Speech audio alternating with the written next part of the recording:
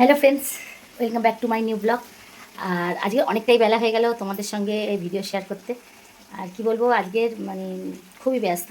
মানে আজকে স্কুল থেকে আসতেও দেরি হয়ে গেছে। আর স্কুল থেকে আসার পরে একজন মিস্ত্রি এসেছিলেন, তার সঙ্গে কথা বলছিলাম। আর যাই হোক, তারপরে কর্তামশাই মানে বাজার করে পাঠিয়েছে, মাটন পাঠিয়েছে। শুধু আজকের কর্তামশাই অর্ডার শুধু মটনের ঝোল পাতলা আর গরম গরম ভাত, এটাই খাবে। যার জন্য এখন বাজে বেলা 1টা, আর আমি রান্নাঘরে ঢুকে পড়েছি। আর আমার মটনটাও বসানো হয়ে গেছে। তা চলো মটনটা রান্না করে নিই। তারপরে আজকে এখন থেকে সেই বিকেল পর্যন্ত ব্লগ আছে। ব্লগটা খুব বেশি বড় নয়, তোমরা অবশ্যই দেখতে থাকো, আশা করছি ভালো লাগে। এই দেখো, মটন কষাতে বসিয়ে দিয়েছি। এখন 1টা বাজে, এখনও পর্যন্ত আমার রান্না হয়ে ওঠেনি। মানে কী বলবো, মটনটা তো করতে টাইম লাগেই, তোমরা জানো। মটন ভালো করে না কষালে আমার আবার খেতে ভালো লাগে না, আর আমার ছেলেও মটনটাকে না কষালে ঠিক খেতে পছন্দ করে না। আর এদিকে একদিকে ভাত বসিয়েও দিয়েছি।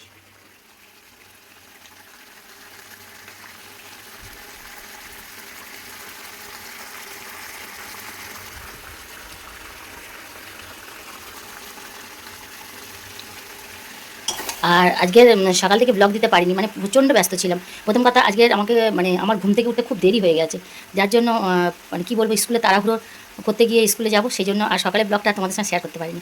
সকালবেলাও অনেক কিছু মানে কী বলবো, কাজ ছেড়ে আমাকে যেতে হয়। যাই হোক, ঠাকুর পুজো করা আর সামগ্রী আরও আদার্স অনেক কিছু সংসারের কাজ থাকে, সেগুলো করতে হয়। তারপরে টিফিন করতে হয়, এসব করে ওদের জন্য টিফিন করে গুছিয়ে রেখে আবার নিজেও একটু টিফিন নিই, সমস্ত কিছু সেরে রেখে মানে যেতে হয়, এই আর কি। তা যাই হোক, রান্নাটা আজ বসাতে অনেকটা দেরি হয়ে গেছে। 1টা বাজে, তাড়াতাড়ি মটনটা রান্না করে নিই, আর তারপরে আবার আসছি তোমাদের সঙ্গে। রান্না বান্না কিন্তু কমপ্লিট হয়ে গেছে। আর চলো আজকে কি রান্না করেছি, সেরকম কিছু নাই, তোমাদেরকে যে বললামই তো, আজকে শুধু মটনের ঝোল আর গরম গরম ভাত, এটাই আমার আজকে দুপুরের মেনু। দেখো, এই ভাত সবে নামালাম, আর এই মটন।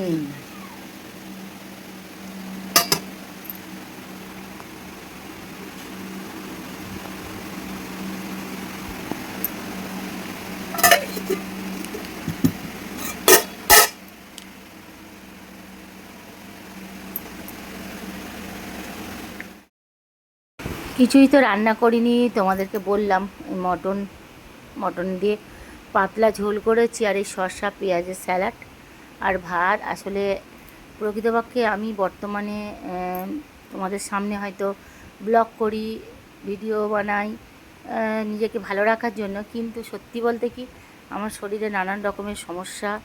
যার জন্য আমার কর্তামশাইও চায় না যে আমি খুব বেশিক্ষণ রান্নাঘরে কাটাই বা রান্না করি।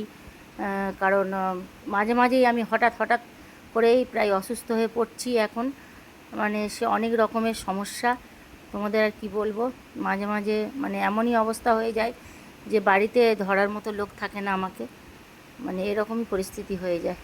যার জন্য আমি রান্নাঘরে বেশিক্ষণ কাটাই না, কারণ রান্নাঘরে যদি কোনো রকমভাবে পড়ে যাই তো আমার দেখার লোক থাকবে না, এই হচ্ছে ব্যাপার। যাই হোক, আমি মটনের এই যে পাতলা ঝোল করেছি, আর ওর বাবা বলছে খুব ভালো হয়েছে।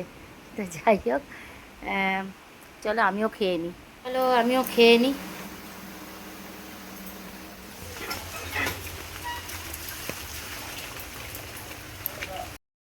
আর এখন বাজে পুরো 3টে 20, সবে মাত্র খেয়ে উঠেছি। উঠেই মাত্রে ছুটেছি আমি কোথায় বলো তো, এই যে মার কাছে। মা খুবই খুবই অসুস্থ, মানে অসুস্থ মানে তোমরা দেখেই বুঝতে পারছো আমার মা কতটা অসুস্থ।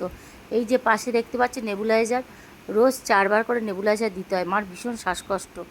এই মা এত বাড়াবাড়ি এখন, মানে বেশ কিছুদিন। আমার তো নিজেরও অসুস্থ আমি, আর তার সঙ্গে মাও অসুস্থ, কিন্তু কি করব বলো, আমার মা তো আর কেউ নেই, আমি আর দিদি ছাড়া। সেই জন্যই আমাদেরকেই মার কাছে মানে মাকে নিয়ে যেতে হয় ডাক্তারখানায়। ডাক্তার যদিও বলে দিয়েছেন যে ওনার এখন এরকমই হবে, কখন ভালো কখনো মন্দ কিছু বলা যাচ্ছে না। তাই যাই হোক, আমি আর দিদি দুজনে মিলে ডাক্তারখানায় নিয়ে যাব, কিন্তু মা একদম উঠতে পারে না, খুবই মানে অবস্থা খারাপ। মানে মাকে প্রায় আমাদেরকে কোলপাজা করে দুজনে নিয়ে যেতে হয়। মানে আমার তো অসুস্থ শরীর, আমি মাকে বইতে পারবো না, আবার দিদিরও কোমরের অবস্থা খারাপ। যাই হোক, আমাদের অটো দাদা আছেন, উনি আমাদেরকে হেল্প করলেন মাকে নিয়ে যাওয়ার জন্য। উনি প্রায় কোলপাজা করে মাকে অটোতে তুললেন। আর এই দেখো, অটোয় উঠে মা আমাদের দুজনের মাঝখানটায় রয়েছে ঠেকো দিয়ে, মানে সাপোর্ট বলতে পারো। তো যাই হোক, এই যে অটো ছুটছে আমাদের গন্তব্যস্থল এখন বারুইপুর, মানে মার ডাক্তারখানা, যেখানে ডাক্তারবাবু আসবেন, অ্যাপোলো ক্লিনিক। তা চলো মাকে নিয়ে যাই, তোমরাও চলো আমাদের সঙ্গে। আর আমরা চলে এসেছি এই যে ডাক্তারখানায়। দেখছো অনেক রুগী বসে আছে, আর মাকে হুইল চেয়ারে করে নিয়ে উপরে আসা হয়েছে। মাকে ডাক্তার দেখিয়ে নিয়েছি, নিয়ে মাকে ওই যে হুইল চেয়ারে করে লিফটে করে নিচে পাঠিয়ে দিয়েছি দিদির দিয়ে, আর আমি সিঁড়ি দিয়ে আস্তে আস্তে নিচে নামছি।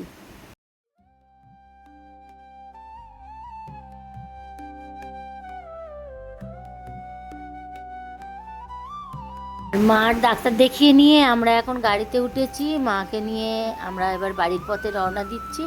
আর যাওয়ার পথে অবশ্যই আমরা ওষুধ কিনবো। আর এই যে ওষুধ দোকানে চলে এসেছি, ওষুধ কিনছি মার জন্য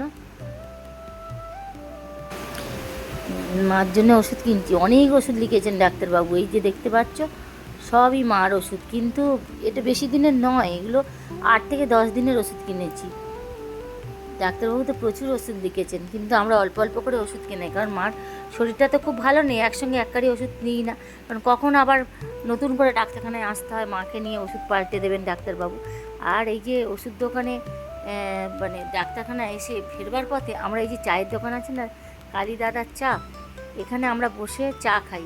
মানে মার খুব ইচ্ছা, মানে মা যখনই ডাক্তারখানায় আসে এখানে বসে মা চা খায়, জানো তো, কারণ মার একটা মানে হ্যাবিট হয়ে গেছে, বা ভালো লাগার ব্যাপার যে চা খাবো। মা তো বাইরে বেরোয় না এমনিতে, মাকে নিয়ে আমরা দুই বোনে যখনই বারুইপুরে ডাক্তার দেখাতে আসি এই কালীদাদার দোকানে আমরাও চা খাই, মাও খায়, যদিও মা খেতে পারে না কিন্তু মা খায়, তবু খায়। আর এই যে আমাদের অটোওয়ালা দাঁড়িয়ে আছেন, দুজন অটোওয়ালা, অশোকদা আর একজন সঞ্জয় দা। তা যাই হোক, দিদিও দাঁড়িয়ে আছে, দিদি চা খাওয়া হয়ে গেছে অনেক আগে, কারণ আমি ওষুধ কিনছিলাম তো তখনই দিদি চাটা খেয়ে নিয়েছে। আর চা খেয়ে নিয়ে আমরা আবার বাড়ির দিকে রওনা দেব। তাহলে বন্ধুরা, আজ ব্লগটা কেমন লেগেছে, ছোটোর ওপর দিয়ে ব্লগটা বানালাম। আর তোমাদের ভালো লাগলে অবশ্যই একটা লাইক করো, কমেন্ট বক্সে কমেন্ট করে লিখো কেমন হয়েছে। আর বন্ধুরা, আজকের ব্লগটা তাহলে এখানেই শেষ করলাম, আবার পরবর্তী নতুন ব্লগ নিয়ে আসছি, ততক্ষণের জন্য টাটা বন্ধুরা, তোমরা অবশ্যই ভালো থেকো আর সুস্থ থেকো।